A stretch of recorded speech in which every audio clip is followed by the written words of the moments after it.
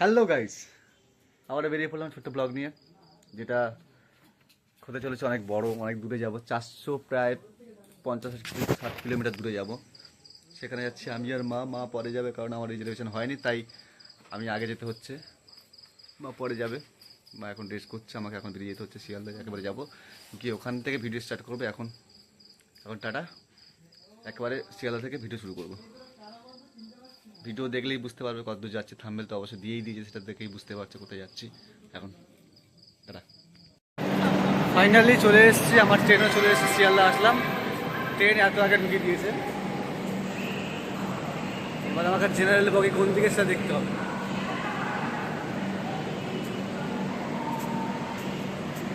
সেখানে গিয়ে লাইন দিতে হবে, তারপর সিট হবে, না হলে বেঁকে হেঁটে যেতে হবে। 12টা ঘন্টা পর দাঁড়িয়ে যেতে হবে।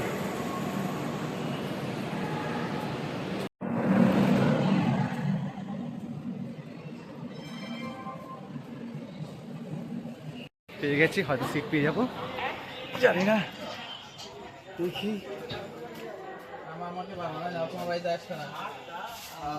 সিট পেয়েছি, এখানে বোর্ড নেই তো।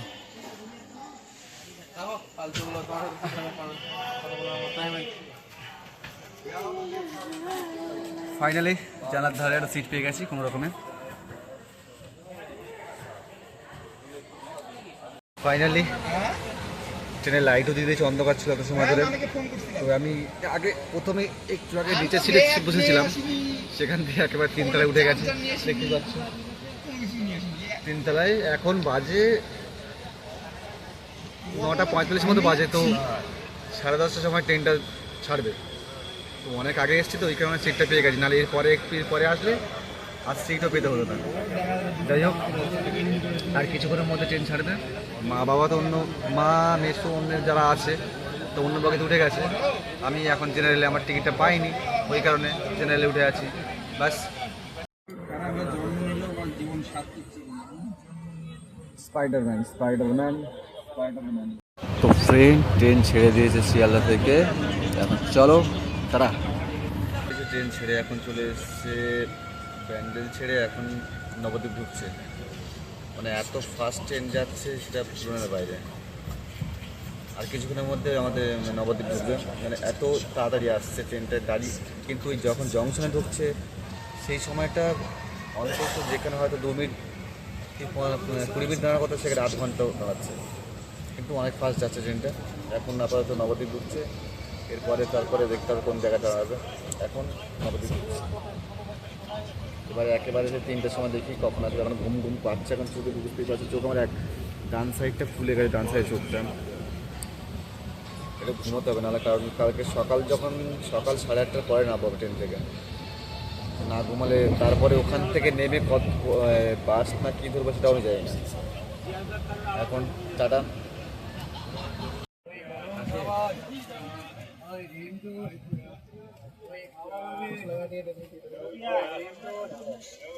চলে আসলাম রাত দুপুরে। তো যেভাবে ঘুমোতে চেষ্টা করছে, ঘুমোতে পারছি না, কারণ চারদিকে যে বসেছে, তো পাওয়া সোজা করতে পারছে না, ঠিক করে শুতে পারছে। আর তাছাড়া তার একটা প্রবলেম, মাসিরা আসছে, কী করবো? দেখো কীভাবে সব শুয়েছে, সম্ভব হচ্ছে না, পা হাত তুলে ব্যথা করছে, আর শুতেও পারছি না। দেখি কত সময় এভাবে থাকতে পারি। গুড মর্নিং গাইস, করে বললাম সকাল সকাল। সারা জার্নি করার পর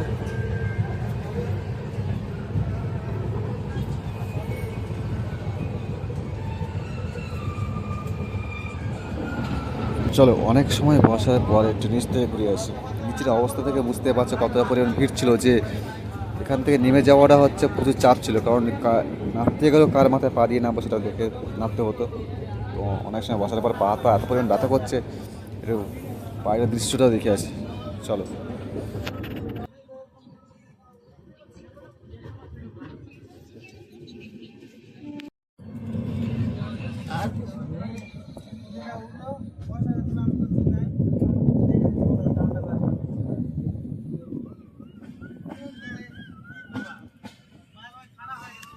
গুড মর্নিং গাইস, সারা জাগার পরে উঠে পড়লাম।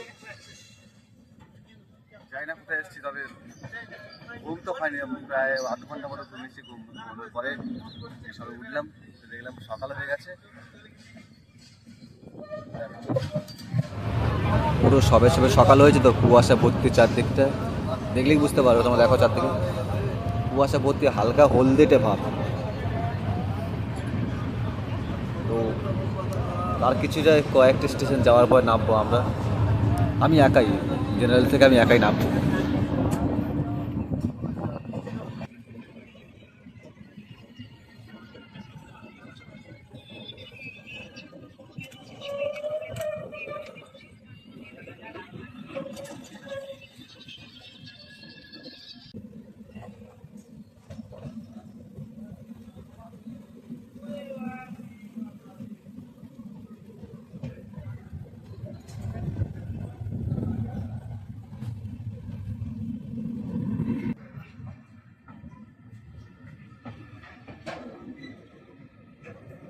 একটা রাত জাগার পর শেষ অবধি বালুরঘাটে দেখা। ফাইনালি বালুরঘাট চলে আসলাম। এবার নামবো, নেমে আমার মা আরও যারা এসছে তাদেরকে কোথায় আছে তাদের খুঁজতে হবে।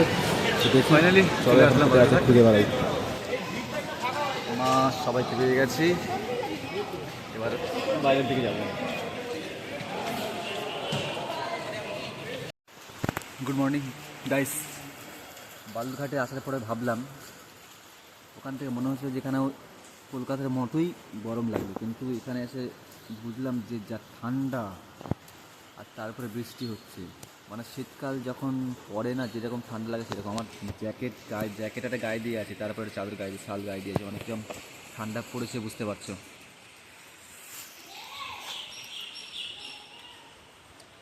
তাছাড়া বাইরে বৃষ্টি হচ্ছে।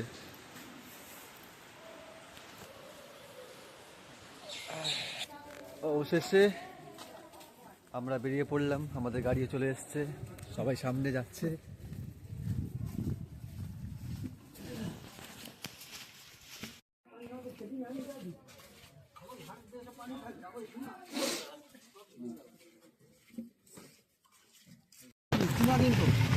চললাম, বেরিয়ে পড়লাম আমাদের লোকেশনে।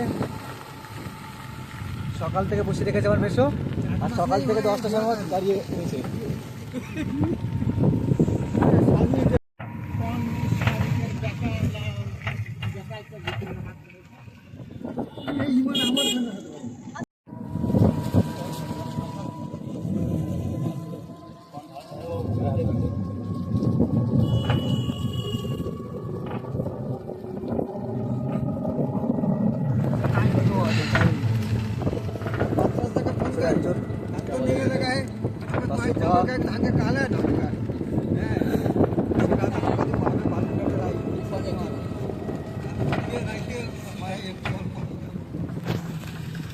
তো গাইস, তখন আর পরে ভিডিও করতে পারিনি, কারণ এসে এত টায়ার্ড লাগছিল, ঘুমিয়ে পড়েছিলাম, সেই কারণে ভিডিও করতে পারিনি। একেবারে এই মাত্র ঘুম থেকে উঠে ড্রেস করলাম, ড্রেস করে একটু প্রোগ্রামে যাবো। প্রোগ্রাম যেটা রেখেছে ওরা, গেলেই বুঝতে পারে, পুরো ভিডিওটা দেখলেই বুঝতে পারে কী কী প্রোগ্রাম আছে, কি আমাদের ইনভাইট করেছে, কী কারণে, কী কী প্রোগ্রামের মধ্যে আছে, আমাদের কাজটা কি এখানে, সেটাও দেখতে পারেন।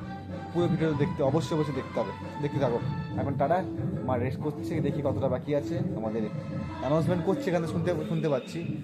তো যাবো, গিয়ে তোমার দেখাচ্ছি, পুরো ভিডিওটা দেখো তারা।